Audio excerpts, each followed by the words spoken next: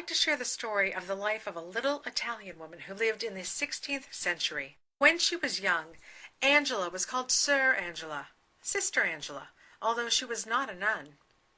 When she was older, she was called La Madre, although she was not a mother. How did she come to know God? What inspired her to create a new form of consecrated life in the world? And what does her life say to our lives today? Angela was born in Desenzano in northern Italy, a small town situated on a beautiful lake. She was the daughter of Giovanni Marici. Giovanni was a small farmer and a landowner. Her mother was Caterina Biacosi, from a wealthier family from Salo. It seems as if the family was of comfortable means. Both Desenzano and Salo are located on Lake Garda and are places you would love to visit. In Angela's time, the lake would have been a small port. Now it's a tourist area. Angela's childhood was probably typical for a girl of her time from her level of society. She learned to read but could not write. She had no formal education. She mentions that her father read to the family from the lives of the saints. One of the most popular books of that time was The Golden Legend, a book that gave inspiring stories about the saints. One of the saints whose story is told in this book is Saint Ursula. Remember that printing was not as yet that common, so having and sharing books was a special treat. The most significant event of Angela's childhood was the death of her sister when Angela was a young teen. This is a picture of Angela's home. It is outside of the town where the family lived on their farm. Angela would have spent a happy childhood here, sharing in the usual tasks of family life, including farm work, laundry, cooking, and carrying water. We don't know a lot about her siblings, but we do know that she had at least one sister and at least two brothers. This is the room where Angela slept. It is not restored as it would have been in her childhood, but the map tells us how she chose not to sleep in a bed throughout her life as a form of penance. Very early in her life, Angela was serious about her relationship with God. She spent long periods of time in prayer and believed in fasting as a path to a holy life. This early, happy life came to a sudden end with the death of her sister when Angela was a young teen, and the death of her parents not long after. Following these tragic events, Angela went to Salo to live with her mother's relatives. What were the times like when Angela was growing up? It was a period of the Renaissance, that time of renewal of learning and excitement about new ideas and new art. There are those, however, who ask, was there a Renaissance for women? Opportunities for women were still lacking in this age of renewal. This is also the beginning of the Reformation. Remember, Angela will found the Company of St. Ursula in 1535. Martin Luther nailed his thesis to the door of Wittenberg in 1517. As Luther had indicated, there was a tremendous need for church reform at this time. Priests were not educated. Women were forced into convents when a suitable marriage was not available. Bishops didn't even visit their dioceses.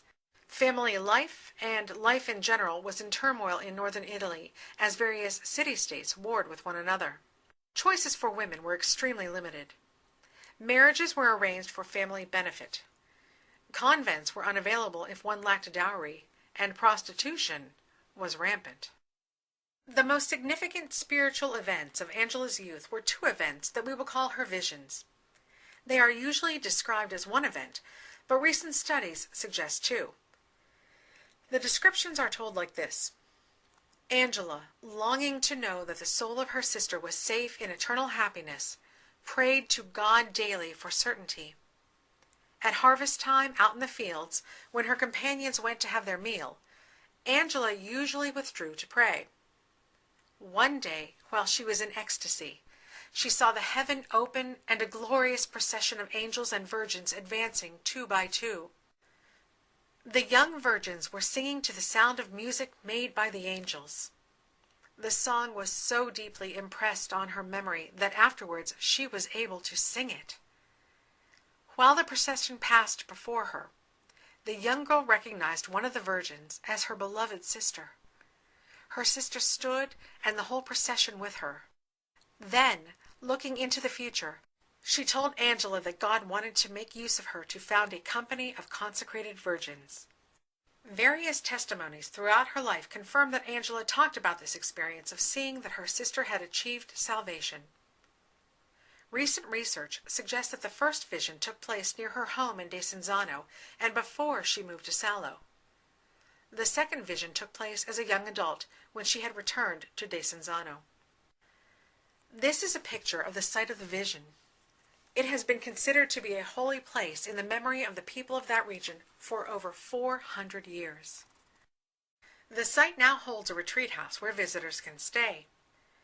What could it have meant to Angela to have come to believe that she would form a company of virgins? Remember, she was not well educated and not wealthy.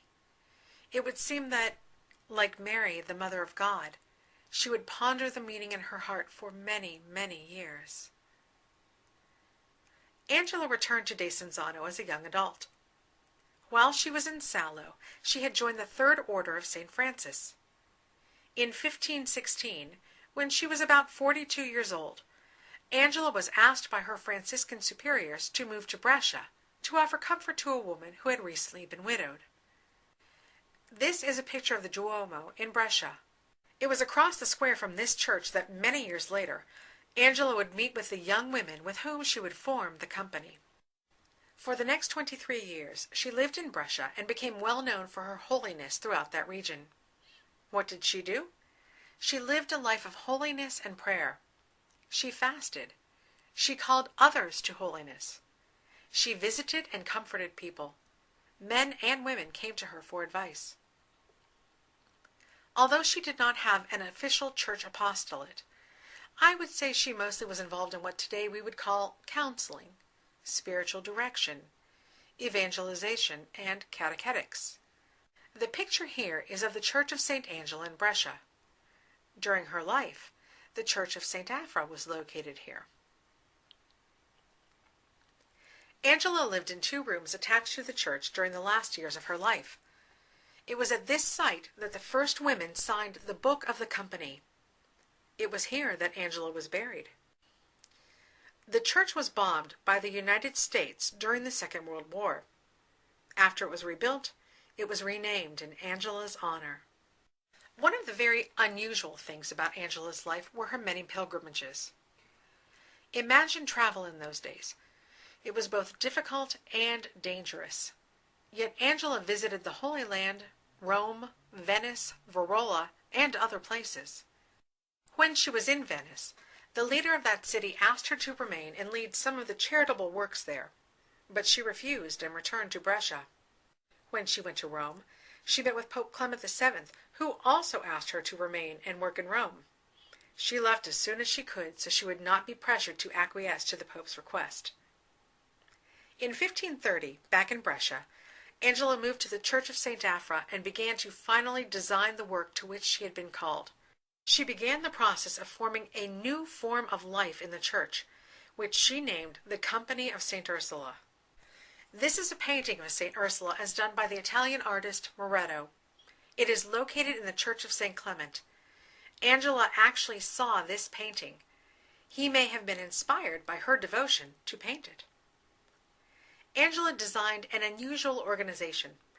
It provided a way for women to seek holiness, remain unmarried, stay living in their own homes, and remain in the world doing good works.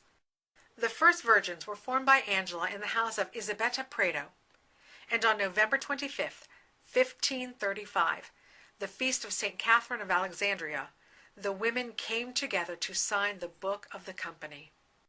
The structure of the company provided for 4 leaders to serve as guides of the young virgins, 4 wealthy widows who would share their wisdom and provide financial support, and 4 men to carry out necessary business and legal matters. On January 27th, 1540, Angela died. This was less than 5 years after she completed her work. This is a picture of her body, still on display in the Church of St. Angela.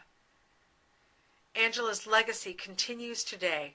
In Desenzano, the new parish has been named in her honor. Here we see the Youngstown Ursuline Sisters in Italy. And again, this totem honors the history of the Ursulines. This is an African statue of Angela. a statue in Thailand, and a statue in Australia. Our patroness, Saint Ursula. But that's a story for another time.